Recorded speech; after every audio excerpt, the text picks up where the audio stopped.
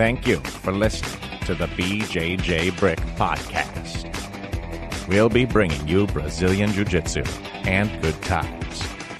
We hope to flatten your Jiu-Jitsu learning curve, help you get the most out of your grappling ability, and meet your goals both on and off the mat. Welcome back to the BjjBrick Podcast. Today we have episode 294.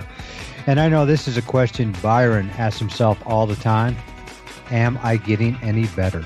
And Byron, don't get down on yourself because I think you are getting better. I know you do ask that question a lot. And I know every morning when you wake up, you look in the mirror and you say, am I getting any better looking? You know, so you use that phrase for a lot of different things. But, you know, this is going to be a good podcast. We're going to talk about, am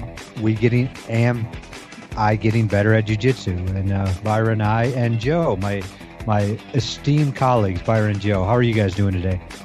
Doing well, Gary. Thanks for asking. How are you? You know, I was doing great until Byron called in, but otherwise I was doing good. Well, it's another hour of your life you'll never get back. We're going to make the best of it, buddy. Yeah. Now, Byron should be in a good mood. Just got back from a little vacation. You know, probably all the stress melted away. So I can tell you this episode 294, is going to be better. There you go. Yeah, I'm feeling better. Although I don't really have stress on my shoulders on a day-to-day basis. We'll give it to you. Okay, thanks. You ready, Joe? That feels like your arm going around my neck. But yeah, when this idea of a topic episode popped in, I thought, man, this is perfect because I think we have all felt that question creep in, and it's very real sometimes. Am I getting better? I feel like I've gotten, and maybe your first 3 months, I feel like I haven't gotten any better at all. Or it could be like you've been a blue belt for 6 months. Am I getting better? Am I getting worse? Like there's some definite things there, and I know have spent some time not getting better, and I think the way I train now, I'm not going to have that again. And I think we could share some things to help people. If you spend 6 months, you should have 6 months of improvement on the mat. And that's really an important thing because I did spend, I don't know if it was a year or what, not improving. I want you to learn from that. So I've made all kinds of mistakes on the mats, and that's just one example of them. But in your first year of jiu-jitsu, I wanted to help you avoid making mistakes. Good segue, Byron. Segue to what, Gary? Take it. This is the alley-oop we're talking about. This, Byron, is a segue to Byron's audiobook, your first year in BJJ. That first year is a tough year. It's a year that, somebody could drop out. And our goal here, our mission, is to get more and more people training jiu-jitsu. So Byron created a podcast, and it's 2.5 hours of content. Just Byron talking to you, guiding you through the stuff you're going to meet your first year and how to make your first year in BJJ a little bit better. One of the things I do like is, he talks about what moves to work on and, probably, flying triangle and flying arm bars and, inamari rolls are probably not the best thing to work on, when you're first starting. And, so Byron's going to help you that way. He's going to, help you a bunch of different ways to get through that first year, make that first year the best it can be. So you'll keep on rolling, no pun intended, and you'll keep getting better. Check the book out. See, and I was going to go to the 6 games for BJJ, because those games help you get better too. That's more relevant, I suppose. Yeah, I mean, they're both there. They're both there. I can think of a couple good audiobooks. Some things I was doing in my first year, and I see it happening to people all the time is like, you're training this way, do things a little differently, and it'd be a lot easier for you and better. It's one thing to argue, okay, this is harder training, but it gets better results. But you could do things easier and get better results. That seems like a no that's contest. That's a win-win there. situation. Yeah. Win. You just I always like throwing an extra win or two on those. You win, coach wins, the podcast wins, the listeners the audience wins, your neighbor wins, dog wins. Yep. Like to throw an extra wins. Yeah. After a while, you just get tired of winning. Yeah, so then it's lose, lose, lose, lose, lose. No, we don't like those situations. We all know when you lose alone. Yeah. When We you win, won't the have whole any team friends. celebrates with you. Yeah. But we could definitely mention a few of the other audio books, 6 Games for BJJ. Those definitely can affect your progress in jiu-jitsu in a positive manner. Yeah, I mean, with Christmas coming up here shortly, in about 9 months, you might as well get both of them. 6 games of BJJ and your first year of BJJ. Good Christmas gift. Gary is like the Santa Claus of jiu-jitsu. Or the Oprah. More like the Oprah. Yeah. You get a book, you get an audio book. There you go. And Joe is kind of like our Bruce Lee.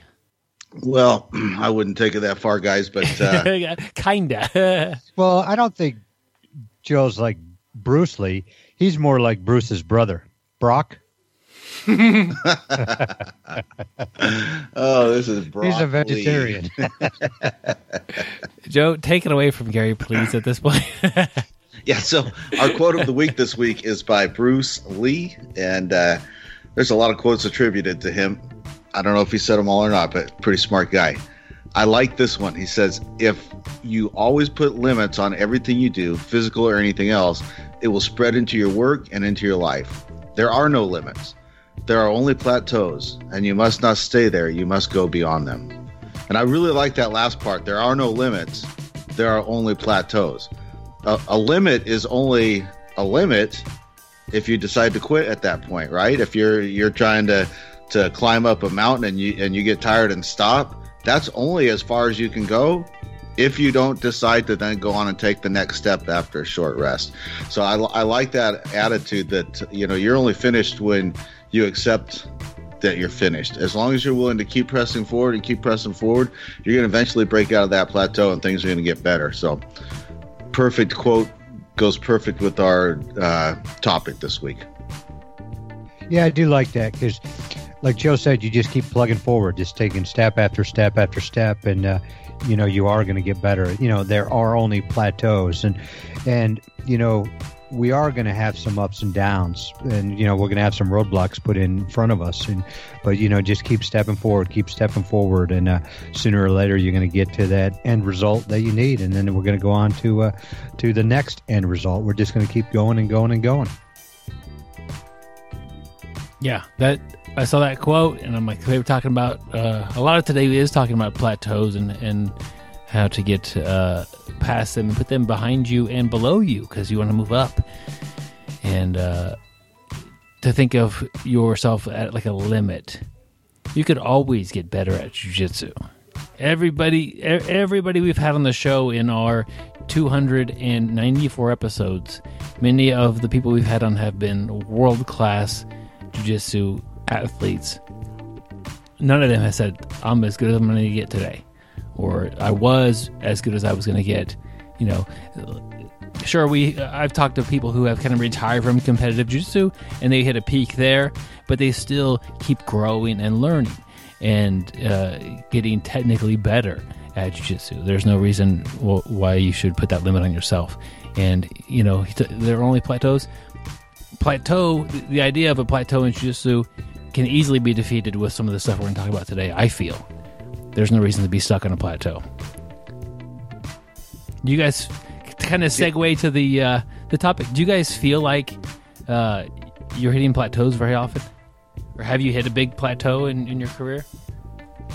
Yeah, I was going to say I've hit a lot of plateaus. Kind of even like right now, I almost feel like I'm at a plateau, and it's due to my body. I just, I'm always feeling beat up, always having little injuries, and little things like that are holding me back right now. I do think that once I get healthy, I will, smash that plateau. And I do think of the good things that are happening as I've been injured and beat up is like right now, I play a lot with my left butterfly hook, and I can't use my left leg right now. I've got a little bit of an injury and I can't push off it, and this has been going on for a little while. But it's just making me stronger.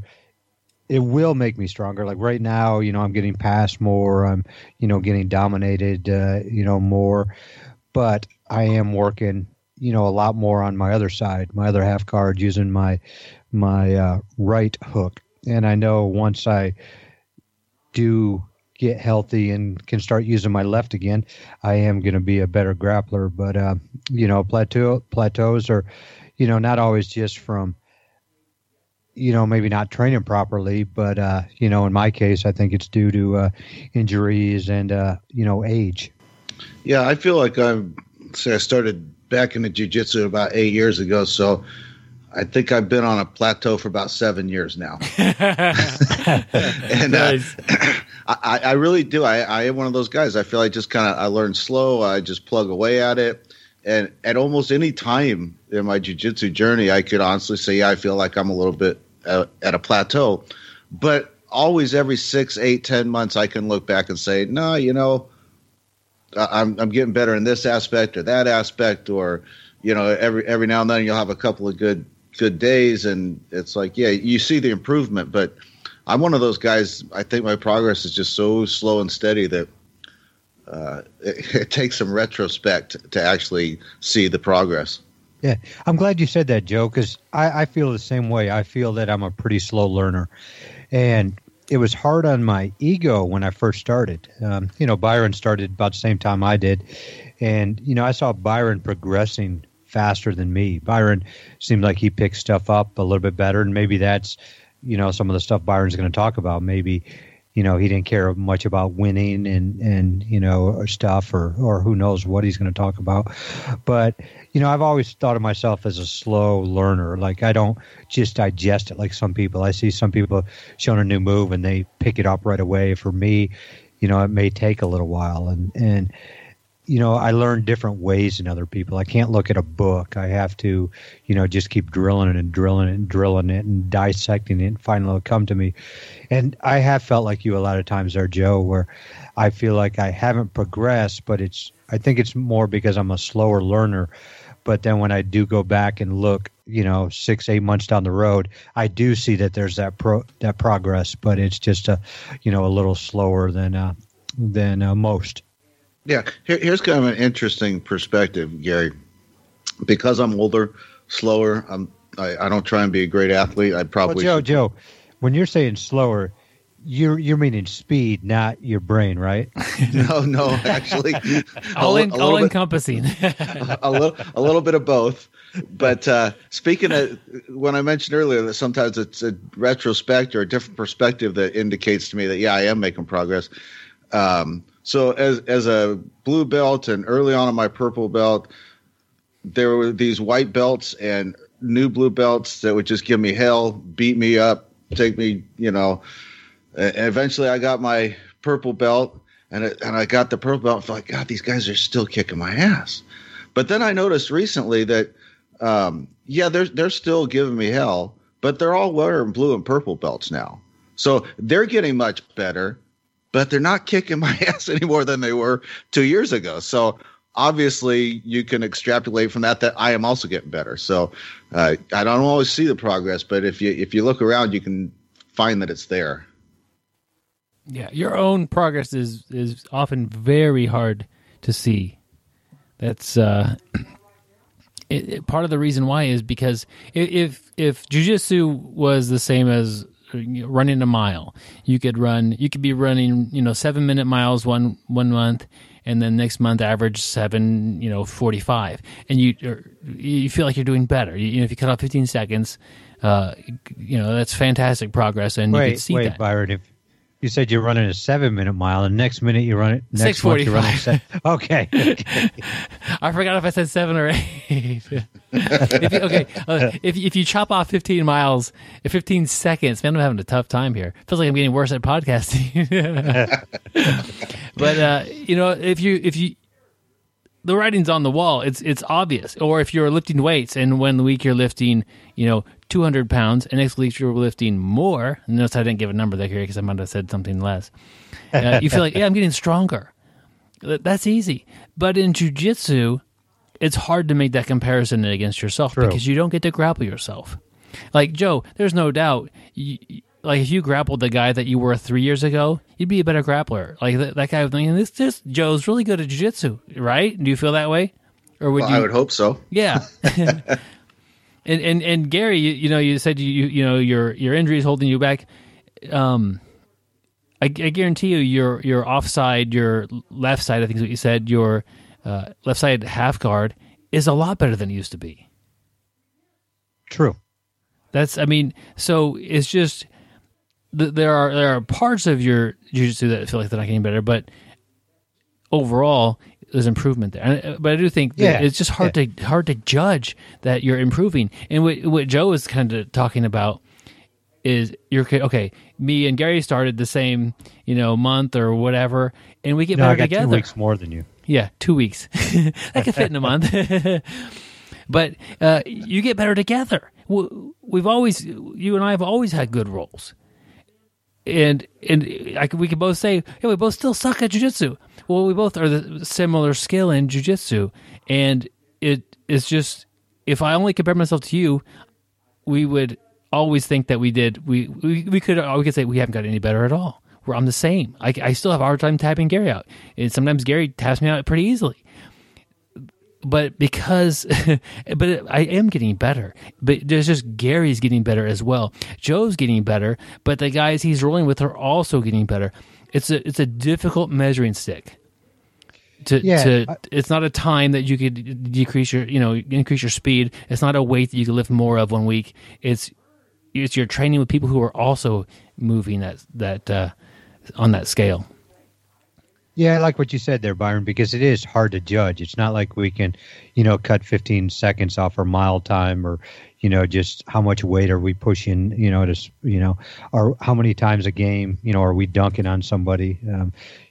Nowadays, in jiu-jitsu, we're going against a person who's also improving too, learning the same stuff we are learning. We go against them all the time, so they can shut us down or vice versa. So it's just hard to judge. And I can tell you one time that I really knew I was getting better doing jiu-jitsu was when we first started. There was a guy that Byron and I trained with all the time, and nobody really knew a lot then. He was much bigger, and he would tap me out with headlocks and head scissors, just brutal movements. And, he was much bigger. And I kept going, and he stopped for, a little while, and he came back, and I just remember having a field day, pulling off any submission I wanted. And, sometimes you just have to, or I don't know how to explain it, but that was one time when I really felt like, man, I'm improving. I know that guy really didn't lose much, not going because he was just a big monster who just, had no technical skill. None of us did at that time. It was really earlier in our career. But just by training and just by not quitting, I'm always going to move forward. Even like Joe said, we may move slower forward, but hey, we're always going forward. It's, as the years pass, we're going to just keep moving farther and farther down that line. You guys brought up or I know at least Gary brought up like the age thing and the body thing. And, at some day, when you are significantly older, your body won't perform the same way it does today. Even if you are better at jiu-jitsu and you know more. But you could still be, a lot of jiu-jitsu is technical, so you can still consider yourself as getting better at jiu-jitsu, even if you can't perform the same level. You're not as strong, you're not as fast, you may not have the stamina, but your depth of knowledge is very deep. You may think of like, yeah, I'm getting better as a coach. Yeah, I'm getting better at instructing people on how to do things. Those sort of things are also important. And it's not just about, can I tap out this young purple belt stud that's in front of me as a gauge for am I getting better or am I getting worse if he catches me occasionally. Most of the guys that I've talked to who are up there in the upper age brackets, they get tapped by some young studs occasionally. Doesn't bother them. That's part of jiu-jitsu. You got to tap, otherwise you get hurt. But if that bothered them, they probably would have quit. But they continue to grow and develop as a martial artist, not just an athlete artist, and continue to get better. So it's just kind of don't be too hard on yourselves, I guess, is part of what we're saying about, are you getting better or getting worse? Part of it is physical, sure. Part of it is also learning and gaining that knowledge, and you always have room for that. It's not what Gary says. Every time you learn something new, you don't forget something old. Hey, Joe, I want to ask you a question. Me and Joe are both 52. And who is slightly older, Gary? Gary's days older than I am. But Joe, and I hope you're in the same boat as me. If not, I'm going to be jealous. But I find myself, I lose every scramble. I'm slower. I don't heal as quick. But I do find I'm better at 52 than I was at 45 and, than I was at 51. I just feel like the knowledge I'm learning, even though I'm slower, even though I don't heal as quick and, all the other things that happen, I just feel like little things get better. My frames get better, stuff that I can turn into an old person's game a little bit more, slow it down. That I do feel that I'm better at today's age. And I think the 52-year-old Gary would beat up the 51-year-old Gary and beat up the 50-year-old Gary and so on. Do you feel that same way, Joe? Yeah, I do. And I assume when you're saying that you're losing the scrambles in these things, but you're getting better, you don't mean necessarily that you're getting better at the scrambles. Yes. But you're getting better at other things that can compensate. Is that what you're getting at? Yep. Good point, Joe. Yeah. I feel the same way. I don't have a lot of contests on the feet to see who can end up with the best judo throw or something. If we're on the feet and the guy's clearly going to beat me, man, I'm going to pull guard or something. I don't consider myself a guard puller, but I guess what I'm saying is I find ways around some of the things that might become problematic for you when you get older. Yep. Yeah. Just like, if I know I'm going to lose that scramble, I just try to end up with my hands in the right position or a position where, I'm going to be a little bit more safe. And, your awareness gets a little better, I think, too. And like when you're getting your guard passed and, some of the guys that have put instructionals out there have addressed this, there comes a point where you're not playing guard anymore. They've kind of already passed it. And when you can recognize that quick and know exactly what to do as far as frames and posture and stuff, the guy might get the pass, but you don't end up with your back flat on the mat and all his weight on top of you. And you start from a bad position, if that makes any sense. Yes. Yep. And that's what I like about this sport is, I know I wouldn't be better at basketball at 52 years old, or I want to be better at football, but I really do feel that I am better right now. And, I guess some of the physical attributes such as speed and strength, you can overcome them, with good position, good technique, kind of things like you were just saying there, Joe. You guys make a lot of good points. I'm just going to add that someday, not to bring everybody down, but here we go. Someday, and it may take 10 years for you to notice, will the 62-year-old be not as good as the 52-year-old? Will the 72-year-old be not as good as the 82-year-old? I think I'll be as good at 60. I think I'll be better. I do think there will be a time where I'll start going down, but, I don't judge myself really by that. I judge myself, did I have fun? And I have fun training jiu-jitsu. And like you said, there's going to be a time that, I may only roll once a week, if that. But that time I'm going to put all my efforts into training people. And like you said earlier, my coaching has gotten 100 times better. I know Joe is the same thing. I see him, all the time on Facebook. They're working, with his guys there too. And they're always praising him for helping. And I know you do the same thing, Byron. I mean, but I'm always going to find there is going to get that point, but it's not going to matter to me. I don't care if it happened today and I just start going downhill. As long as I'm always going to have a smile on my face, and when I get to that point that maybe I can't get on the mat that much, I'm going to be coaching and helping individuals out. Yep, I really don't have anything to add. That was perfect, Gary. I just add that's why that Joe and Gary will be on the mats a long time.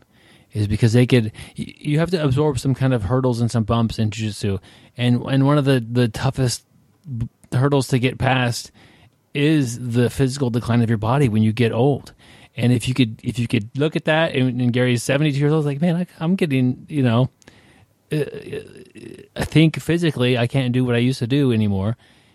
Okay, let's keep. Who wants to train? Who wants to roll? Who wants to do some drilling? Who wants me to show them how to escape a guillotine? Whatever he wants to offer on the mats, like he's going to make that adjustment when the time comes. And it's more probably of a gradual thing than a like, oh, today I'm not as good as I was yesterday. Probably not. It's just I think jiu-jitsu, if done correctly, Gary, it would be will extend the life of your body and your health. If you take a little time off when you're injured, Gary. Is there such thing as time off? But, we're exercising, and that's, it's far better. Gary's in really good shape. If he spent all the time watching Netflix movies and playing PUBG on his phone all the time, he would not be in as good a shape. What do you mean? Really a thing called PUBG? Oh, yeah. Oh, okay. Oh, yeah. Never heard of it. It's a phone game that is the kids love it. So, Byron, I would agree with you that Gary is still going to be on the mats when he's 72 years old, but I'm not sure he's going to be as nice as you're giving him credit for. He's going to be that 72-year-old. He's going to be like, yeah, I know I'm still getting better at jiu-jitsu because a 60-year-old dude dropped by the other day. It was his first class, and I destroyed him. I heel hooked him his first class. Yeah. If as a jiu-jitsu community we do this right, when we're in care homes, they'll have a time for yoga, and then that hour will be over, and then BJJ will come in on the mats, on the same yoga mats, and we'll do some light rolling and teaching how to choke the grandkids or whatever. You think about it. Jiu-jitsu is really growing. I mean, you take 10, 15 years ago, how many jiu-jitsu schools were in your community and how many people train jiu-jitsu versus today. And there used to never be older people training jiu-jitsu, and now there's tons of people in their 50s, 60s, 70s, 80s training jiu-jitsu. Wouldn't that be cool? Like if that really did happen at a home, a retirement home. You see retirement homes like my father-in-law's retirement home that he's getting ready to go to has retirement community. They have like volleyball leagues and water polo leagues and all that. Wouldn't it be cool to have jiu-jitsu? You go into the little community center right there, and there's some mats, and you see a couple guys just put their walkers down and head out onto the mats. Like that would be awesome. I would love to be in a retirement home like that, or shoot, any home like that. That'd be awesome. Dreams come true, Gary. Yes. So the topic of am I getting any better? You must look at the question, am I getting worse? Can that happen? I think. Yeah, can you get worse? Well, yeah. I don't know if you I don't know what's your thoughts. I guess my first thought, Byron, was if you're not training intelligently, if you're making bad decisions with your training or where you're training, I don't know. What are your thoughts? Yeah. One thing I think about, and you make some good points there, Joe, too, that I didn't really think about, but can I get worse? I always look at it that every mistake I make, hopefully I'm learning from it.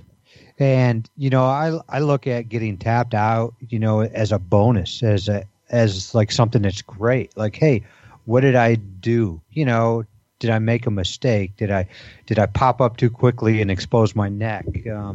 And I look at it that I can use that as long term to get better.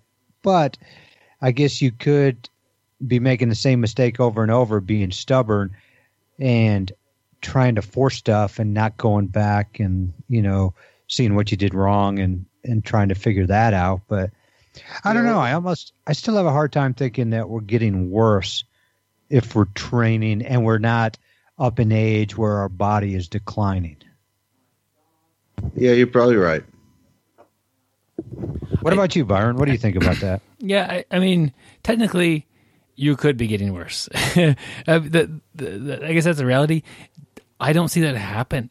very often, I guess. I don't, it's hard to look at a person who's been training and, like, let's say you're away for a year from some place, you go back and see people again, maybe on a vacation or something, you come in, everybody's gotten better.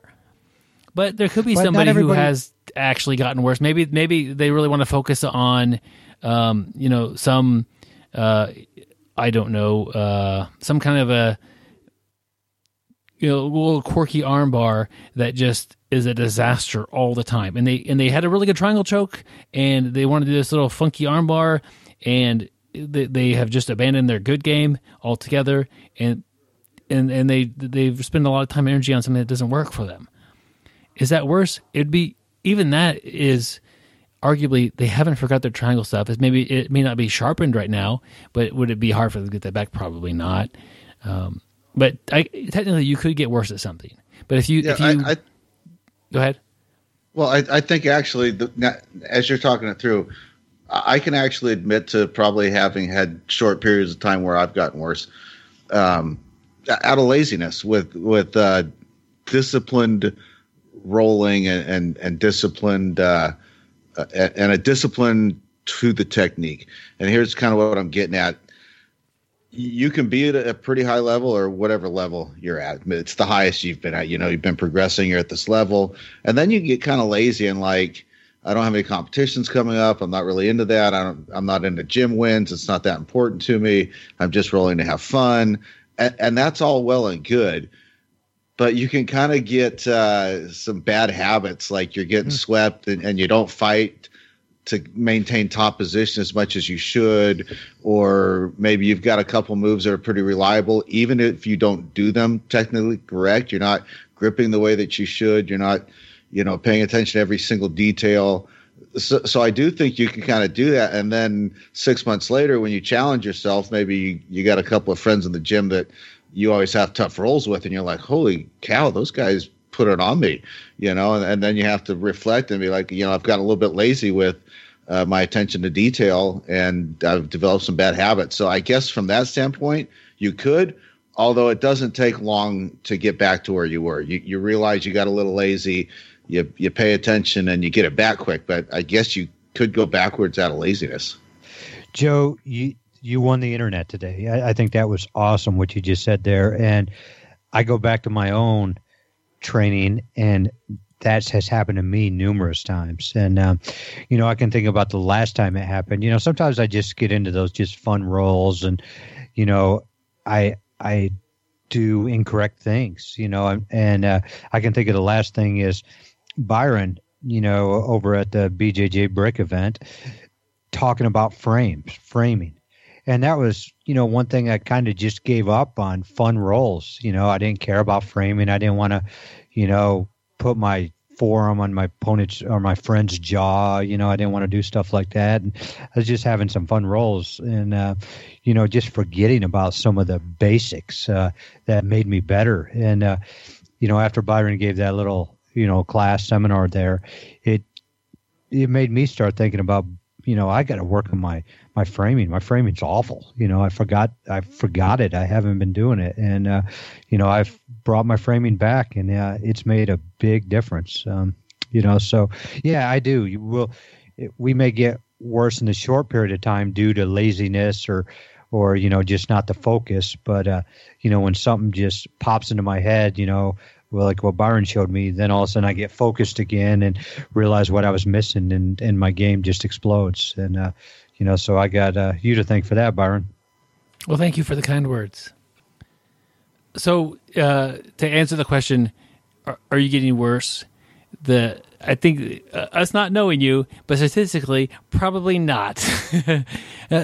Most people have an increase in their skill and ability in jiu-jitsu gradually, and most people don't go down. If not, you can go down. So if you look at like a little chart, a little graph or whatever, it generally trends up. There might be some little dips in there that occur, but it's an upward trend.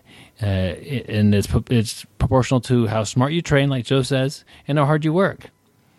And you're probably not getting worse if you're training jiu-jitsu. It's pretty. It may feel like it. You could be in there training, a year, feel pretty good. Yeah, you're hanging with your classmates. You come in a year and a half. A new guy comes in, and he just gives it to you. It's like, I can't keep up with this guy. He must have wrestled. He's got me stuck in this cradle or a headlock. Or like, okay, that was a terrible experience. I feel like I'm getting worse. You're actually not getting worse. That's not an indication of if you're getting better or not. And one thing I think we could say here on this episode is probably one of the best people to judge if you're getting better or not, especially in your first 5 years or so, is your coach. So when your coach gives you a stripe or your coach gives you a belt and it feels like, am I really a blue belt? Do I really need my first stripe or my second stripe? Is this, I'm the same guy I was the day I walked in there. I feel like it anyway. That feeling is wrong. Like your coach is seeing something and they're seeing a lot of things. Probably they're seeing you move better. They're seeing you pick up and add these techniques that you didn't know a while back. It's just hard to, it's hard to understand what you don't know when you walk in the door. And suddenly you've learned a lot about these, these 6 or so core positions, and you're doing well in all of those, and you get a stripe. Well, I still can't submit anybody. Well, look at your side control. It's pretty good.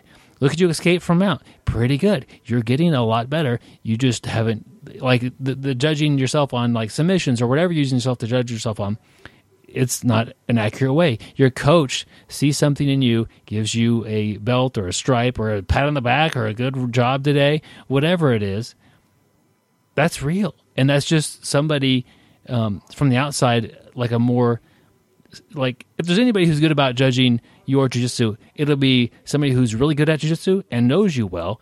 That should be your coach or a teammate that's got a little more experience or better at you, better than jiu-jitsu at you. Those people know how good you are. They know how good you were last month. They know where you're at, and they see your improvements. It's often easier for them than for yourself to see. Have you guys ever had like an experience, either yourself or know somebody that they got a belt or a stripe, and like, oh, I don't think this is right. I don't feel like I'm there right now. I think everybody.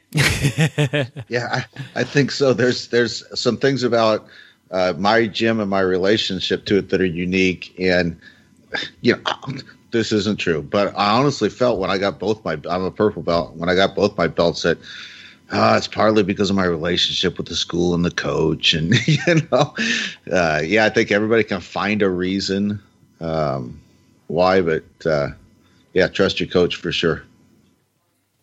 We would all like to train and get the most out of our training. Train smart, like Joe says.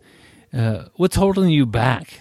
And it could be a lot of different things, but mostly is yourself. Yeah, I think the best thing to do is to look at yourself, take responsibility for your own training, not to blame your training partners, not to blame your coach. The things that are holding you back are probably you. If you're change your game plan. If your coach is like amazing at takedowns, and every day you guys learn a takedown, and every day you refuse to actually train with it or work on it, that's you holding yourself back. If you're closing that door, you're not getting better at something that's a great opportunity for you. That's just one example, but I think the quickest way to stop being held back is to take responsibility for having kind of maybe a slow month or a slow year in your own development, and say, how could I take this as responsibility? And then once you do that, you could fix it. Yeah, I agree.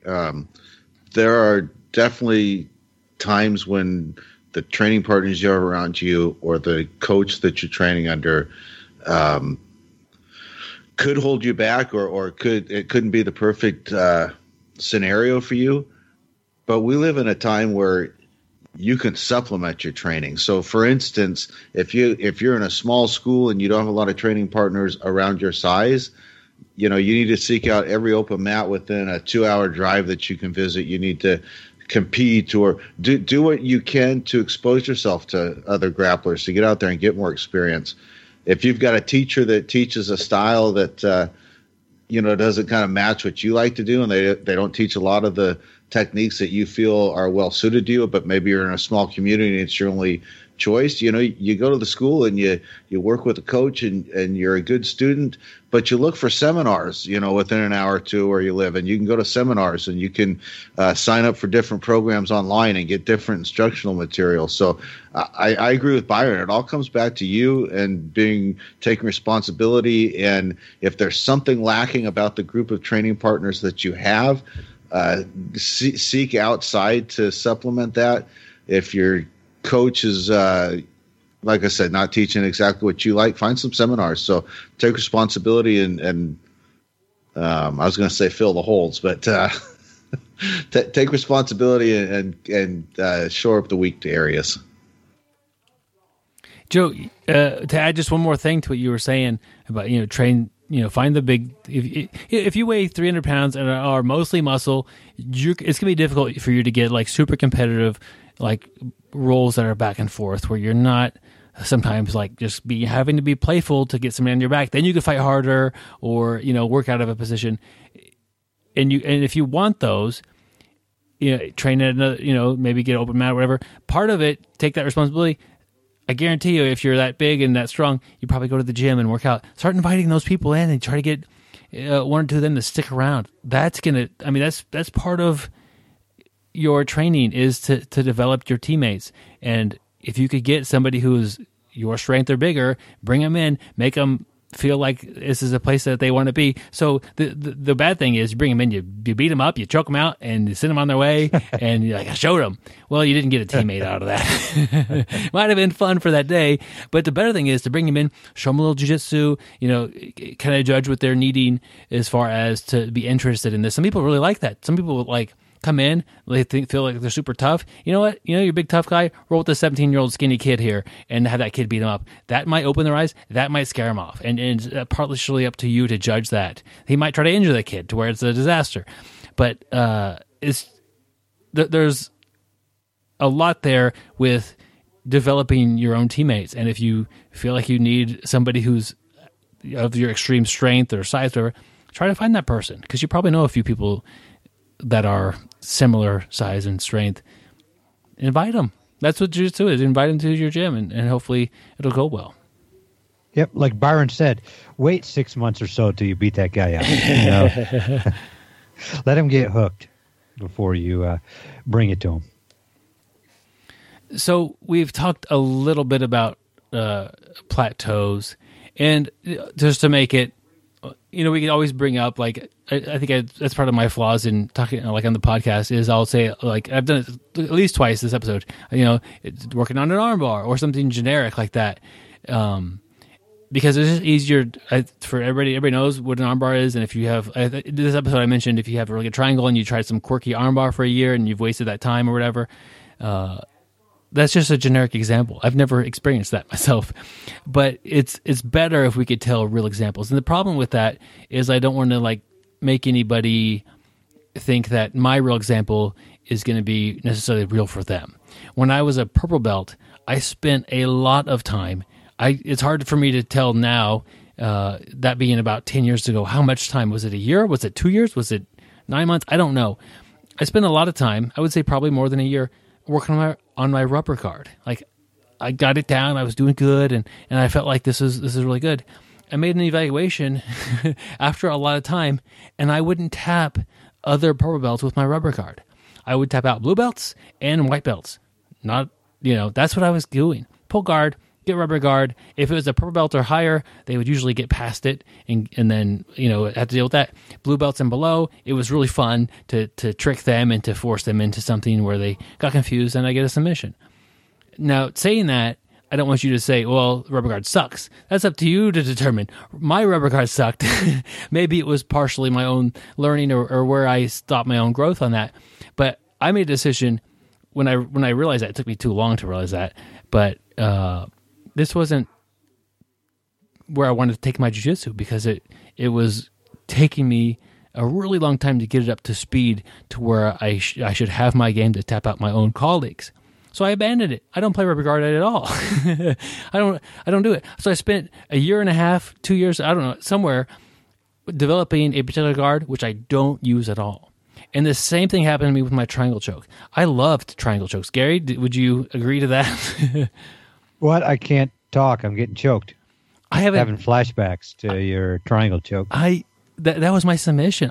That was my brick, and after dealing with a few lower back, not injuries, but my lower back got inflamed, and a lot of people can relate. Like, it's hard to put your shoes on because you have to bend down to put your back in that, and I would go to work and I had to put my boots on quickly at my fire station, and it was really difficult. And I'm like, man, every time I do triangle, I enjoy it. It's fun. I get a lot of chokes, but like 1 out of every 40 of these times, I get stacked, and I feel like a little pop in my lower back. And then 1 out of every 10 of those stacks, it's like I kind of injure my back for 2 weeks. The answer for me was to just stop doing triangle chokes. And so I just throw them out. And so I went from having a submission, which I would attack, like black belts with, a lot of ferocity and give my best, to like not even attack the white belts with this anymore. I'm just not going to do it. And I need to develop other parts of my game. And eventually I added like guillotines and some other options that I have. But my triangle game is the blue belts at the gym that I train at now at Fox, I've never triangled them, I would say. is a little strange, but I took it back. I took it out. And I don't know. I think that the difference between those two was, one of them I looked at, my rubber guard. I hit a plateau. I wasn't getting past. I continued to work hard. I continued to have fun, but it's just like that's where I ended up, plateauing at that. Now, if I would have realized that sooner and worked on something else, triangle choke, I'd have got better at something else. But my transition away from triangle chokes was a safety issue for myself. And the day I stopped doing triangle chokes, I got a lot safer, and I wasn't as good. While I was rolling, I still love to teach them. I still love showing the details and how to finish and how to make that triangle slam close and really get a lot of pressure and set it up with like a beautiful setup that is like, it's really hard to stop, because either you get swept or you get triangled. It's their choice, and nobody likes to get swept. So when they fight the sweep, the triangle is good, and it's really fun for me to teach those things, but I don't do them. So those are two different examples of one of them is more of a plateau, one of them is a purposeful step back. Wasn't easy, but I know it was the right move, because I could continue to work consistently and feel like I had a good back. And I haven't had my back bother me since, and it's been several years. A couple of Byron, points. Go ahead, Joe. I just got a quick question, Gary, and then you can go.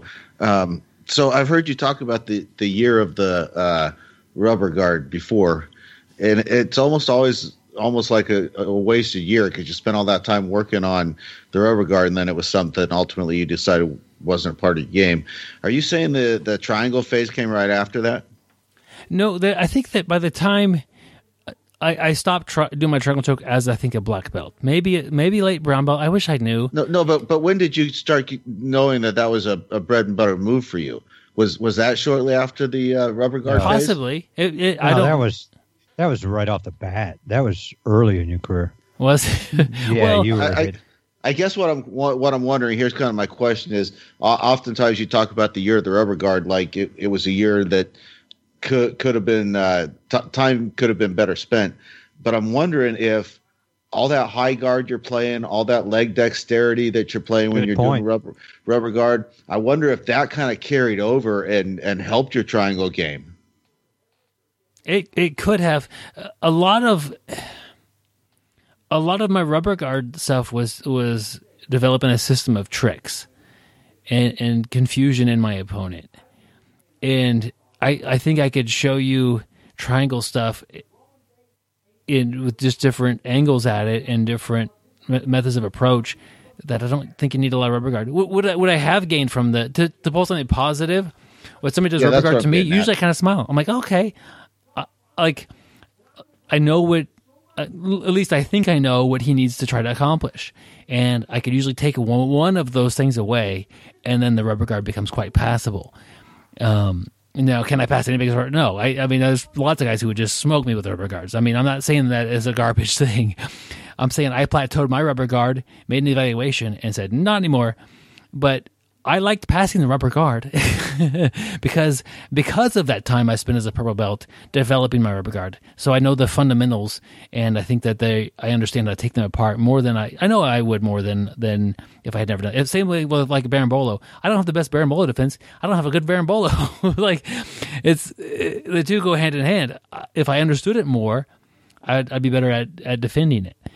Because I understand the rubber guard more than I would have if I didn't spend that time. I usually could do okay with it. Does that make sense? Like to pull something positive out of that year or so. Yeah, because that's kind of where I was going to go. You talk about it. It seems like you were talking about it in a negative way, but I was like, there had to have been some positives that came from it, which you just explained there. And then, I always wonder too, like, did you throw it out too quick? Like, were you just on the brink of, just figuring it all out, and it just becomes an incredible game? It's like that guy who's searching for gold, and he's mining for gold. He's panning in the creek and everything, and finally he just gives up because his wife's mad at him and says, "Hey, we got to go to civilization." And he could have been one pan away from finding that gold. It's like you never know. If you were just on the turn of just turning that into your, crazy game. But the good thing is I like the positives that you got out of that because all that time you spent, you felt like you're much better guard passer from the rubber guard and stuff like that. So I kind of think it makes, even though you call it like your waste of a year, I think it's, I know you've always been a person who likes to explore, but I think it makes you a better grappler in the long run. The question, and I think I feel like I know the answer, is could that year have been better used? And the answer, I feel, is almost certainly yes. I could have spent the year learning good back takes or, learning on better takedowns. Like, the year probably could have been better used. Was it wasted? No. I did gain knowledge of jiu-jitsu and submission grappling, but was it where I needed to probably be? No, I don't. I think that's pretty safe for me to say, but that's okay. We all have those times. I'm a lot more harsh on my techniques. Listen, okay, Gary, I called you Jerry, Joe and Gary combo. I call you guys Jerry all the time. Let's say Joe shows me a detail to half guard or passing half guard.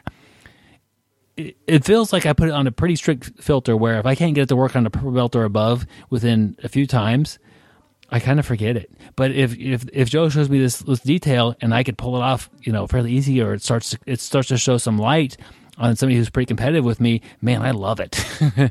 So I have a really good filter. I have a hard filter to get through, and that's kind of bad. That is a hard filter. I think. I don't expect somebody to teach me a move and I'm going to get it on purple belts or blue belts, right off the bat. I don't even expect to get it on white belts off the bat. I kind of like to go through the experiment stage and keep trying to get it to work and fail, go back. And as Joe said, I like what you said earlier, Joe, and I meant to comment on that. But, everything's in our own hands. I can't blame my instructor. I can't blame my training partners. And so Byron teaches this move. I tried on a white belt. It doesn't work. I tried again later on in the day. It doesn't work. But I'm going to go back. I'm going to do some studying on it. I'm going to keep going. And after a couple of weeks, I can finally, catch it every now and then on that white belt. And then I slowly start moving it up to a black belt. Like I have you have that tough filter, you got the 2-ply filter, I got the filter I bought at the dollar store. A lot of stuff passes through my filter, but, so we're each different that way. And, we've got different, thoughts on that. So part of that filter, if I need to take in the whole system, like Gary, you have a really good north-south game. Like if Gary gets north-south on me, he taps me out. I can't figure it out. But so if Joe showed you a technique from like, hey, try this north-south thing on, you'll probably get it on me. Like I have a lot of problems escaping that from you. But if it has to do with like, hey, try this particular technique in a position. Hold on, guys. I'll be back. Okay. Should we keep going? Just bring it. Yeah. I'm talking about you anyway.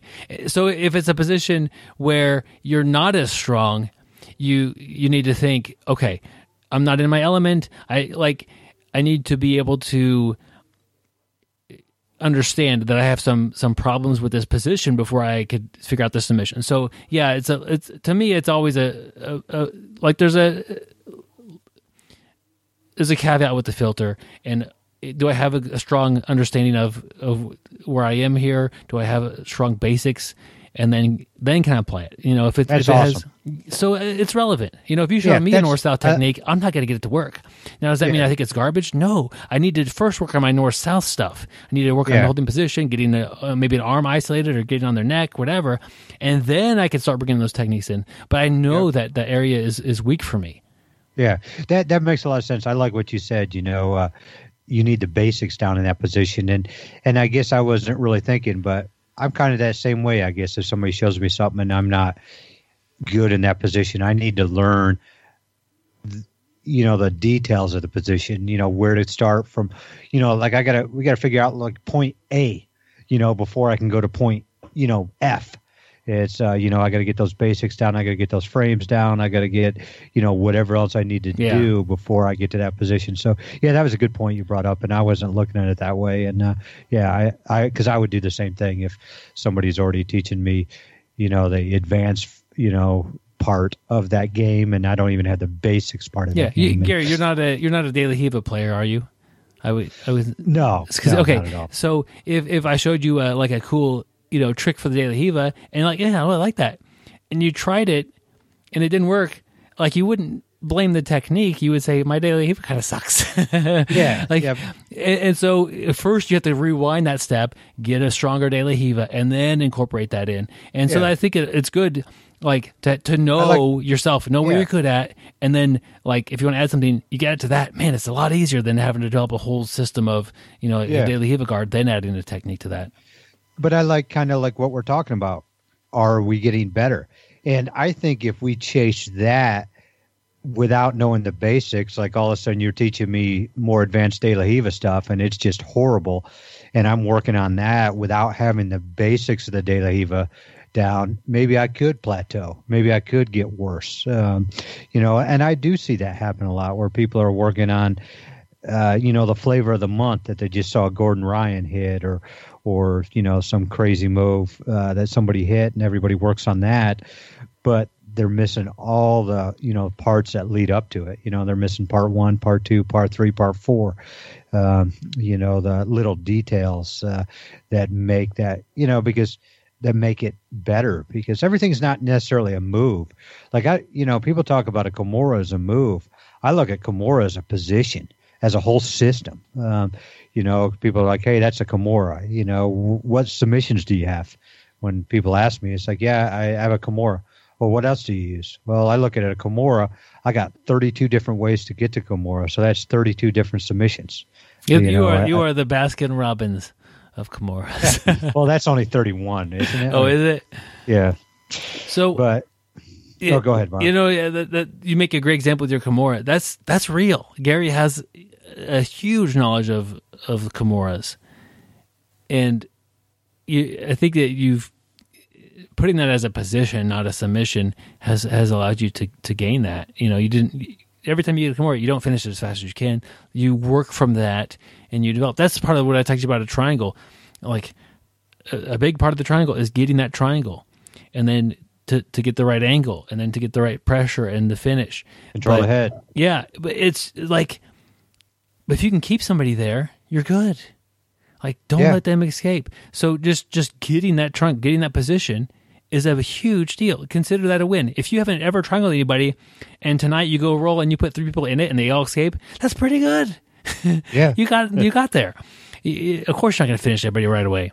Yeah. So, but that's also the key too. You got to get there before you can finish it. And I see people learning a new move, and they may have the basics of this position down, and they get to, let's say, the single leg ashi, and they're getting ready to go for the ankle lock, but they don't finish the ankle lock. Hey man, that's great. You're controlling, you're getting to that position. Now all we got to do is work on that finish part. I look at that as, I see people get upset, because they can't finish. I look at it as like, hey, great job getting there. Way to control that leg and way to keep that control. And let's just work on your hand position. Let's work on your pinch. Let's work on the finishing. Let's work on, as Rolly Delgado says, at the power source. Let's get it done. So for me, and why I feel like I could confidently say I won't be stuck in a plateau again. Or on a plateau. I guess it's not. In would be more of a dip. Plateau is a flat surface. So I'm not going to get stuck on a plateau. And the main secret is work on something else that's appropriate for you. That's it. Like when you hit that plateau and you feel like, man, my rubber guard's not getting any better. Man, my triangle guard I've kind of maxed out what I'm doing. You know what? You can dig a little deeper. You could buy a triangle DVD or a rubber guard instructional or whatever and add to that, and that might get you off that plateau. Or you could say, you know what, a lot of times when I do a triangle, they post their hand out. Let's look at attacking that hand. And then look at that. Like, there's so much to learn in jiu-jitsu. Like, Gary and I have been training since 2002. Neither one of us have really developed a De La Riva guard. Like, okay, when I feel like I don't know really what to work on, I can just say De La Riva guard, and my De La Riva guard game will get way better in 2 months.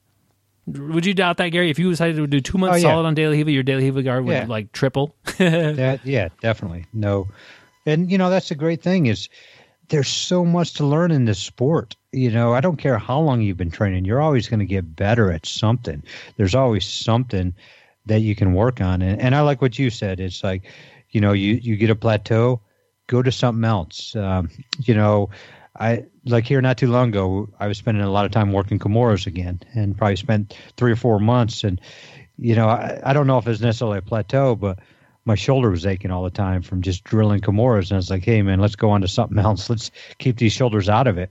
But, just moving on to something else and, just reading about it, going back to some of the basic videos and basic notes that you took when you first learned and talking to your coach, talking to your teammates, going on to something new, just starts that fire again, lights that fire and gets you all excited. And just a lot of times a plateau could happen just because of your happiness, because of you may be a little bored. You may be a little, beat up, like kind of I was saying right now. There's something going on with your mind that you're not as excited for. Find some way to put some excitement into it. Man, it sounds like I'm a marriage counselor right now. But okay. Marriage, jiu-jitsu, it's all the same. Find some way to put some excitement in. Sometimes Gary has resorted to some pretty extreme things. The one time that didn't work, when I was trying to put some excitement into it, instead of wearing a gi, I wore a silk rope. That did not work very well, but I tried to put some excitement into it. You talk about why plateaus happen. I think the most common reason a plateau happens is you have no direction. Good point. And that's nobody's fault but your own. So what? If you go to class and it seems like classes are random, like today is armbar, tomorrow is sweeps, the next day is knee bar, next day is a takedown, next day they're just all over the place. That's a fine way to teach because there's such a wide spectrum of things to learn. That if you just do a solid month on arm bars, you'll have people in there who have no idea what side control is. Like we're not teaching just the blue belts and pro belts. Like we teach a big class, and so it's a fine way to teach a class.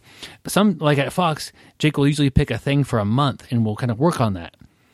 But it takes some students a little while to kind of get a more in-depth understanding of the entire game because some of them haven't had much exposure to this technique, or the only time they get it is when they're actually rolling, whatever. Like both ways are good. I do favor the slower, you spend some more time on the technique approach, but either way acceptable. But your training is your responsibility. So if one day Gary teaches something, the next day I come in and teach a class, next day Joe comes in and teaches a class, and they're all totally different, you know what? The whole time you could have a sub-theme of, I'm guillotining everybody who I step on the mat with, or I want to get that set up for that sweep or whatever. And then stick with that for a while. And if you're 6 months or less, you need to be just doing what they show in class. But after that, like, it's okay to have a move you're working on. It's recommended. So, you watch some YouTube stuff on how to do better guillotines. You might get a DVD. You might talk to some of the people who have really good guillotines. And you know what? Pretty much anybody who's, technically better at jiu-jitsu will probably have some good advice about how to finish a guillotine. Or, somebody who gets out of your guillotine. How'd you counter that? And show me what happened there. What did I do wrong? Like, go in deep on something, and 100% chance your game is going to get better at that thing. It's not a mystery, but if the common cause for the plateau is you just go in, you don't have any sort of direction, and you go to the class, today's armbar, you go in, you roll, you go out. You learn some stuff. Probably you do. That's how most of us have learned most of our jiu-jitsu. But if you come in with a purpose, like, man, today I'm getting as many sweeps as I can, whether they're scrambles or they're pretty flower sweeps or whatever. I'm going to go from bottom, and I'm going to get on top, and I'm going to get sweeps. And you get to work. And that's a great way to get off a plateau, is have a goal, have that direction.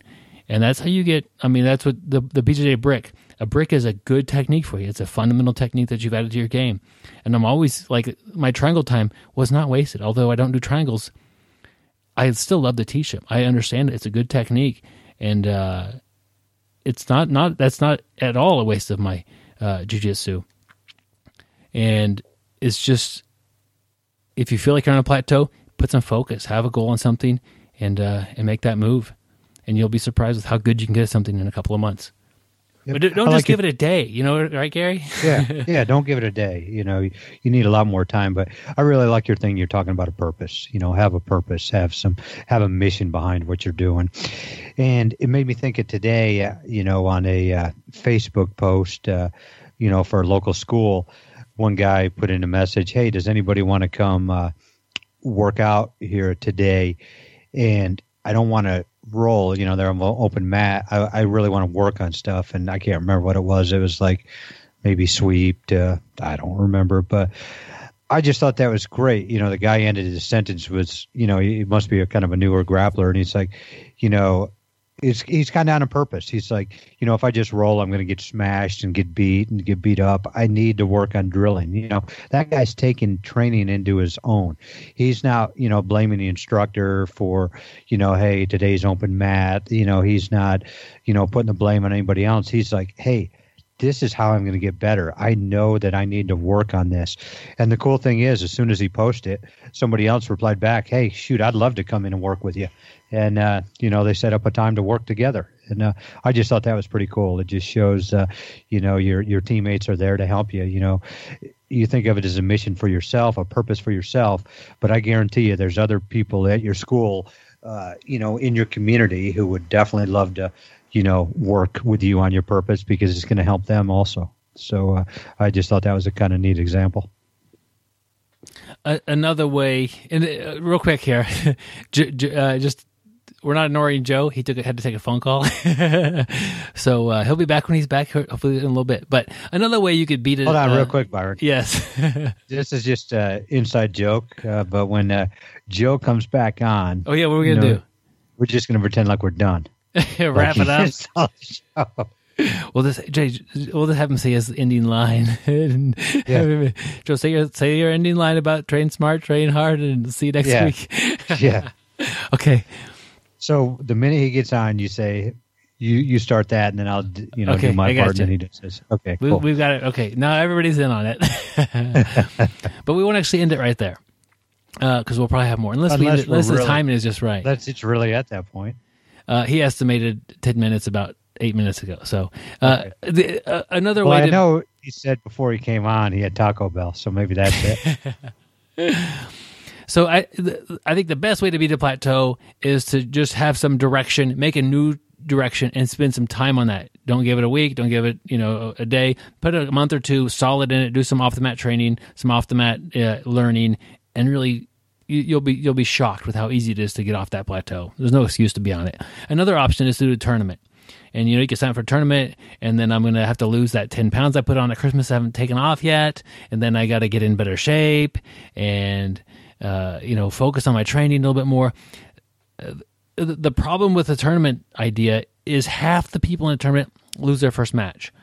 And that could be frustrating. So if you're frustrated with your jiu-jitsu, feel like you're on a plateau, you're not getting any better, and you go out there and you know what, you put the time in, you train hard, you do all this stuff, and you lose that first match because half the people do, it's going to be a frustrating experience possibly. So just know that going out the bat, like, don't judge your results if you're getting better or not. Don't let the result of that match or several matches or whatever determine whether you had a good training camp or if you're getting better, because half the people lose their first match. I want to say, unless they listen to the podcast, then maybe a little bit, maybe they do a little better. Maybe we give them a slight edge. No actual information to prove that. So just throwing that out there. It wouldn't hurt. But those are two simple ways to get off of that plateau and to just leave it behind. Or you could just train like you're training for a tournament. Maybe, we don't like to have like in the gym victories, but maybe, blue belt, and man, this particular purple belt, I feel like I'm getting closer to getting to where I could have a good match with them and be more competitive. And so amp up your training, run a few miles around the block or whatever, and do a little bit of weight training. And then when it comes time to roll, say, hey, I'm gonna give you my best today, and see if you could do better this time. But when you're done and you've accomplished your goal, don't jump up and start shit. Don't even do that at a tournament. The reason I mentioned this is a guy that I train with, and he was rolling with Mike. Byron knows my buddy Mike, who's a really, really good grappler. And, all of a sudden, there was only three of us, so we were doing 3-minute rounds, just so nobody had to sit out too long. And this guy gets done with this round rolling with Mike, and he's breathing like a freight train. And I was like, man, 3 minutes, and you're breathing like a freight train. It was the first round of the day. And he pops up, and he's like, yes, my goal was not to let Mike tap me. And it is funny because Mike didn't know that, and Mike was rolling about 20%. And as soon as he said that, I was like, you are dead the next round you roll with Mike. So clear it with your, go for it, but don't, jump around like you won something. And it's not. I thought that was bad taste. And, the crazy thing is Mike didn't even beat him up the next round. Yeah, Mike's a cool guy, man. Yeah. Great training partner. But it's like a little bit of a gray area there. Like, you're not competing with your teammates.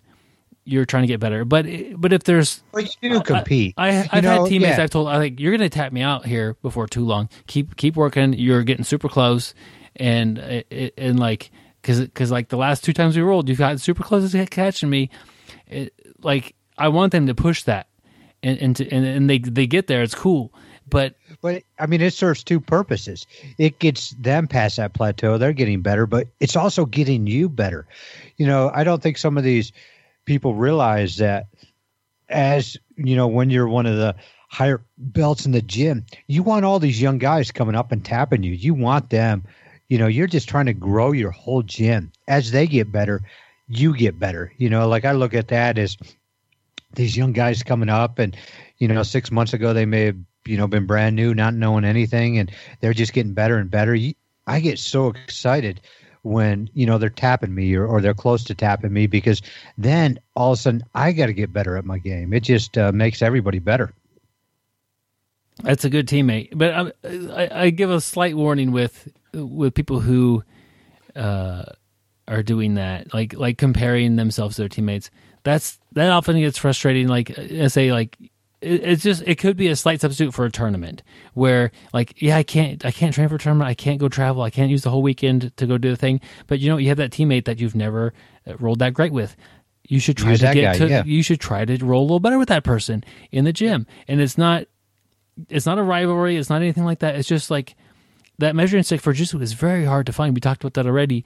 But there are different measuring sticks in the gym, and part of that might be asking them for advice. Well, like, how are you constantly passing my guard the same way every time? Like, how is that? Okay, as soon as they tell you that solution, you've gotten better at jiu-jitsu that day.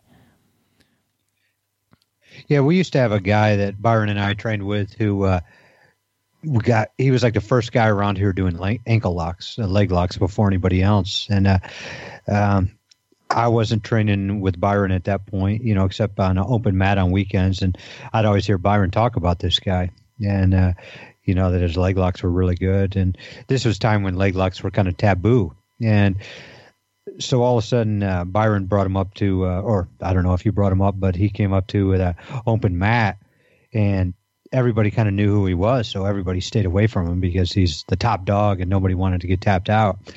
And I just remember I rolled like every round with him. Like I was kind of like Byron. I was just, like Byron was just talking about there, I was hungering for knowledge. I was trying to get better, every round I tried to get a little bit better with him.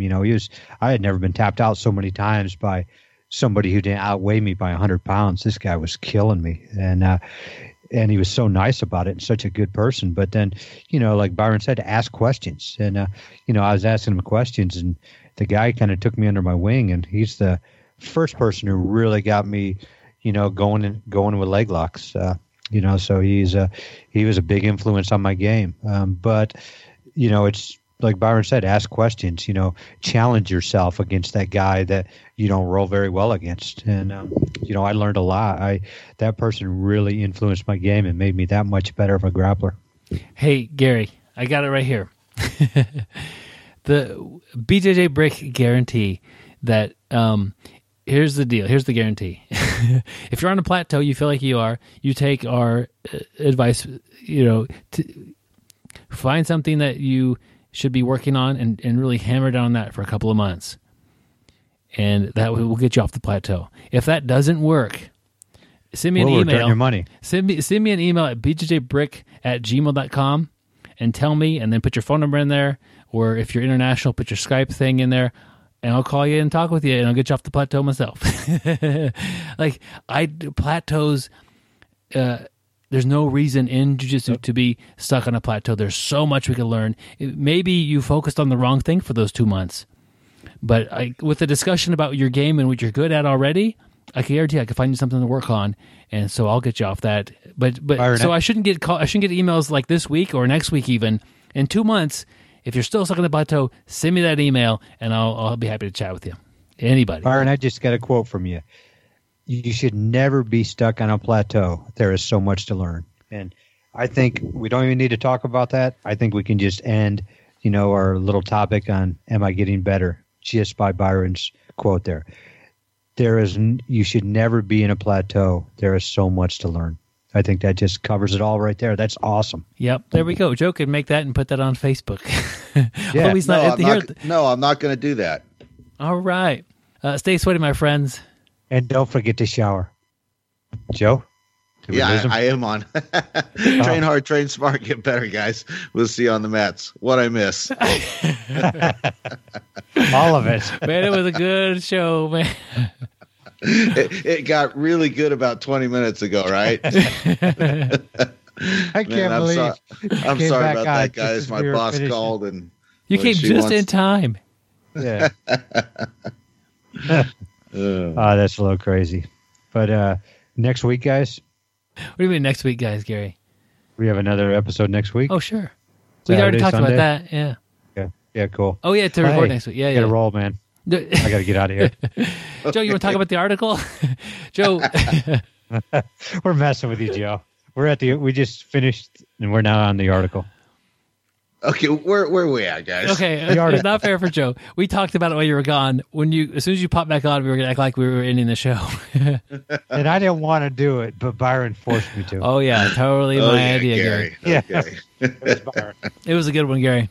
And then Byron also said something about, you were going to be like 10 to 20 minutes, that you sent him a text that you had Taco Bell, and you was going to take a little while. Yeah, I got the munchies. Had to go. I can't believe Byron. You'll have to listen to the episode, Joe. But this week's article is from BjjJ4D Soul, and that's the number 4, the letter D, and then soul.com. And it's Keith Owen, How I Treat My Blue Belts. Interesting article. I like the way he kind of opens up and with the first paragraph kind of acknowledging that it's a tough belt.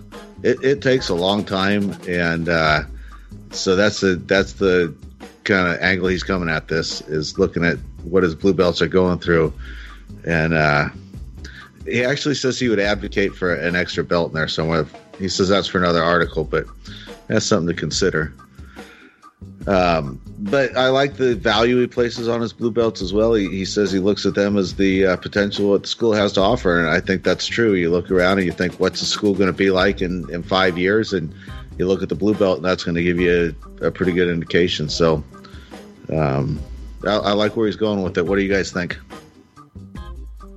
I agree. Yeah. The blue belt's a very tough belt to be. It's hard to sometimes accept. We talked about that a little bit this episode. And you get that belt, accept it. Your coach sees it in you, accept it.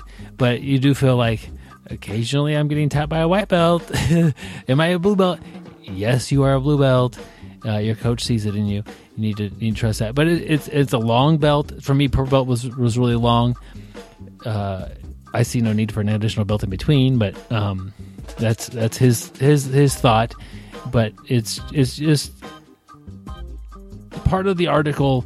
He tells his blue belts that the purple belt is the next goal, and I don't think that that's necessarily the best thing to put in the student's head. Getting better is the goal, because you could do some of that this month. Like at the end of the month, I can have a better ankle lock if I want to. I cannot get my next belt the next month. It's not going to, I have no control over when that happens. So I like to have goals that I can control. And that's one part where I have a little bit of a disagreement with what your goals should be as a blue belt or any belt. Get better. Don't worry about the belt. Put that in the back of your mind. That's a coach's problem. That's not your problem. But I do think people do want, confirmation to get to that belt. And especially Keith was talking about, it can take up to 5 years, to go from that blue belt to purple belt. I think he's talking about, your goal is to get that purple belt, not to drop out. I mean, yeah, okay, we all that makes definitely sense. Want to get better. That's kind of how I took it. That because it is going to be a long time. It's a long road. It's not something that's just given to you. Like he says, he's toughest, on this blue belts, concerning defense and choosing when and how to use your strength. Because I know I spent my weight belt, just using strength for everything. I just I don't care what position you got on me. I was just going to go as hard as I could and push as fast and strong as I could. No fundamental basis. And even if it wasn't very fast or very strong. Yeah, I just did it. I had no clue what I was doing. But I just think that's trying to keep the person on the road. A person wants that reward, anywhere, that could take up to 5 years, and, you are going to get better. But I think he keeps telling them that, hey, your goal is to get your purple belt, to keep them on that pace, to keep them going. But I do like what you're saying, though, Byron. Your goal should be to get better, and the belts will come. Yep, that's an awesome perspective, Gary. I was half wondering when I read that if he wasn't just acknowledging a reality. We all say that the goal is to get better, but the reality is that as a blue belt, for most of us, we probably spent a pretty good bit of time wanting to be purple belts. I mean, there's just kind of no avoiding that reality that it's a belt system, and we all want to eventually be at the top. And so there's always a little bit of that chasing belt, I think, within all of us. Well, except Gary, because Gary doesn't wear a belt, but for most of us. I also wear suspenders, Joe. Awesome. With your short shorts? Hey, you gotta look good. I do like the article. It gives me kind of a different perspective, and I always appreciate that. He also mentions towards the end of that, the desire to prove yourself to your instructor. Do you guys have any feelings about that? Yeah. The actual opening line for his last paragraph is, remember, as a blue belt, this is where you prove yourself to your instructor. And we did have a little bit of a conversation before the show about that, and I think we're kind of all in agreement that we may not be exactly reading what he intended to write. I don't know. It's hard to read into it sometimes, but I don't think that the point is ever to prove yourself to somebody else. But I think within what he's saying, you could say you want to prove that you can meet the standards that your instructor has put in place for the next belt. You want to meet the standards that the jiu-jitsu has put in place for the next belt. You want to prove that you are ready for that, but I think it should be a proving to yourself more than a proving to somebody else. Yeah. Yeah, that's a good point, Joe. You're proving to yourself. But then, I start thinking about it too. I think back when I was training, I always tried to maybe make my instructor proud.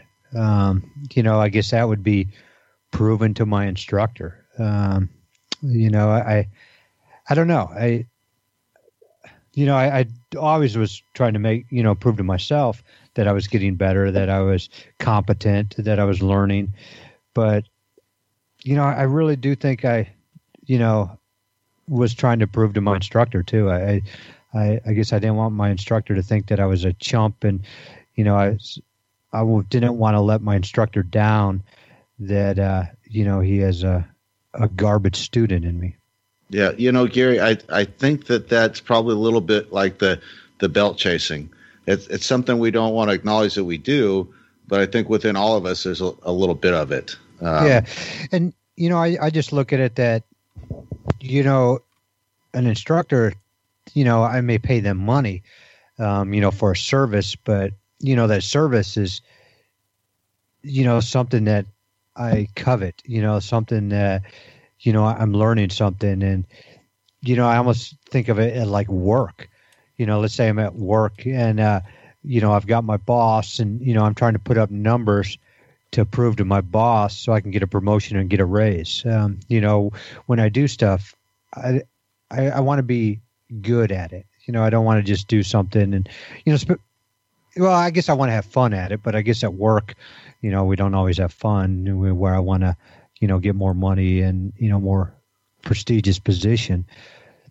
Yeah, I don't know how I feel about this because I guess like you said, maybe we don't want to talk about it. And it's weird because I don't chase belts, as, Byron can attest to that. I don't think I'm, yeah, agreed. even care about a belt, but I don't know. I've always tried to impress my instructor and, even though Byron isn't my instructor, well, maybe he is, I don't know, but Byron's probably one of the guys I've learned the most from, even though we've never been in a specific student, instructor setting. But I just, when I roll, Gary, I'm the one that handed you your brown because it was way I don't want to let past you down. I feel like I let you, you know what I mean? It's, I don't know, maybe that's just how I am. So this whole letting somebody down, while you guys were talking, I pulled it up. Episode 172, which was quite a while ago, but I remember that episode because it took a lot of work. I interviewed 6 black belts. I interviewed Tim Sled, Matt Thornton, Bernardo Faria, Daniel Koval, Henry Akins, and John Will. And I asked them questions about blue belts. And one of the questions I asked them, all these guys, do you regret, or somewhere along the line, do you regret giving anybody a blue belt? And they all said no.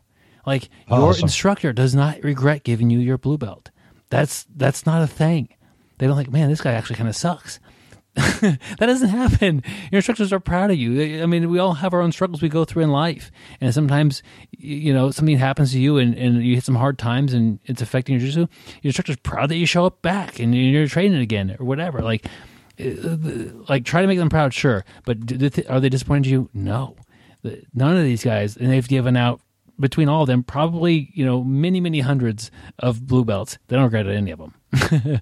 So that's my best authority I can say on your instructor doesn't regret giving you your belt. You've earned it. Well, good they've job. never seen me grapple, Byron.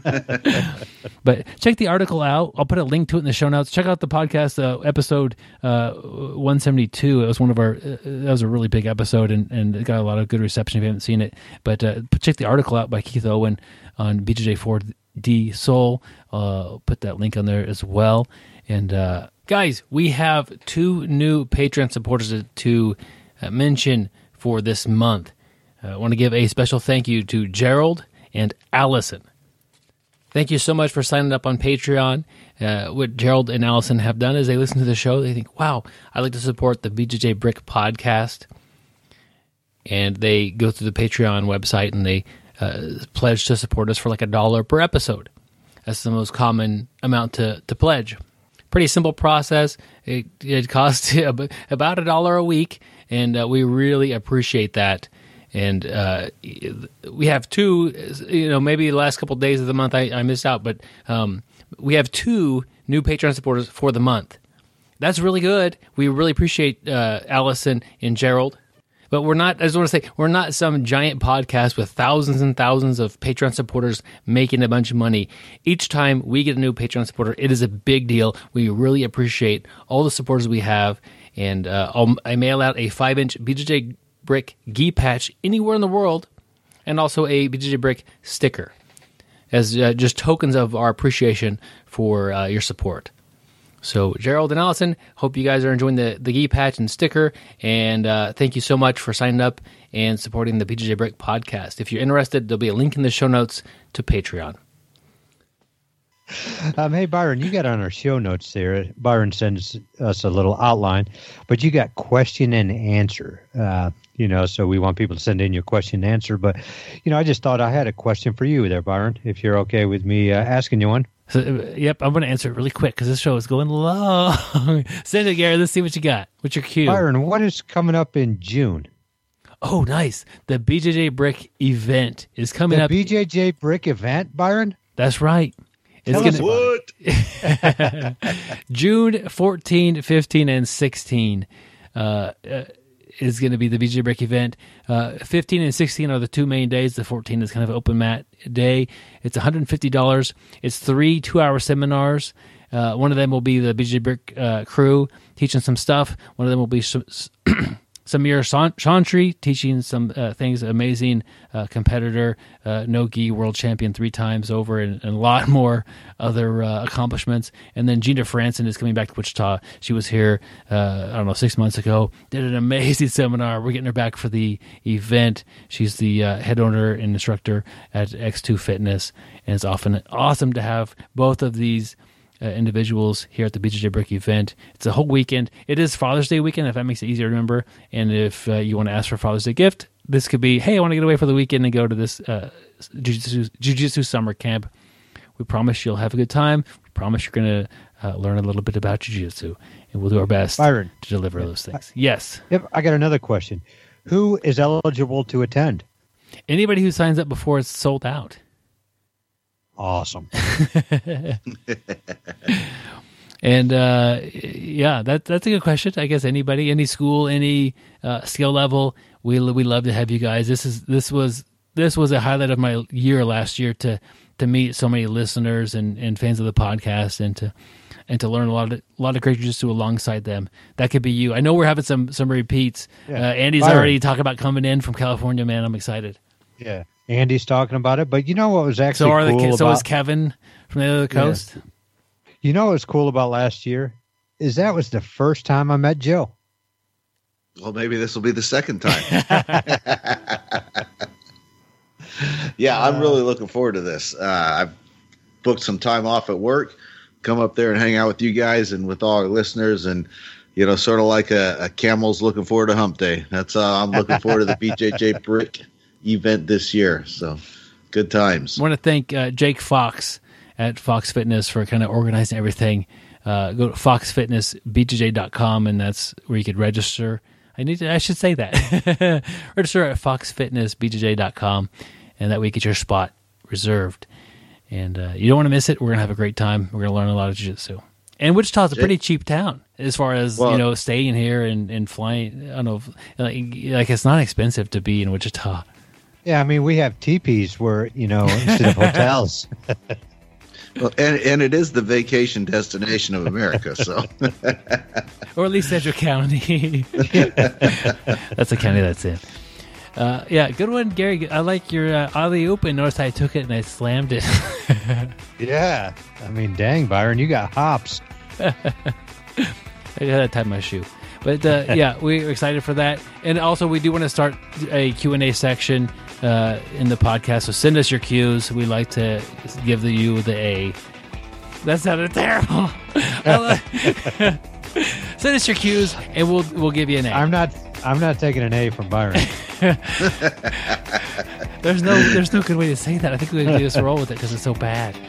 That sounds terrible. Anyway, next week we have a great interview. Amanda Levy is here, also a qualifier for ADCC, so we're excited to see her compete in that. And stay sweaty, my friends. And don't forget to shower. Train hard, train smart, get better. See you on the mats, guys. I think this is the only show with 2 endings. Man, they got to be twice as satisfied at the end of that. Joe, you come back on. Stay sweaty, my friends. Like, what the heck? My boss talked for hours. No, you guys timed that good. Thank you for listening. I hope you find the time today to roll. After all, the best way to get better at Brazilian Jiu-Jitsu is to do Brazilian Jiu-Jitsu.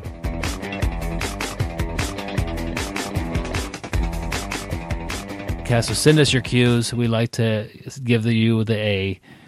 That sounded terrible. Send us your cues, and we'll give you an A. I'm not taking an A from Byron.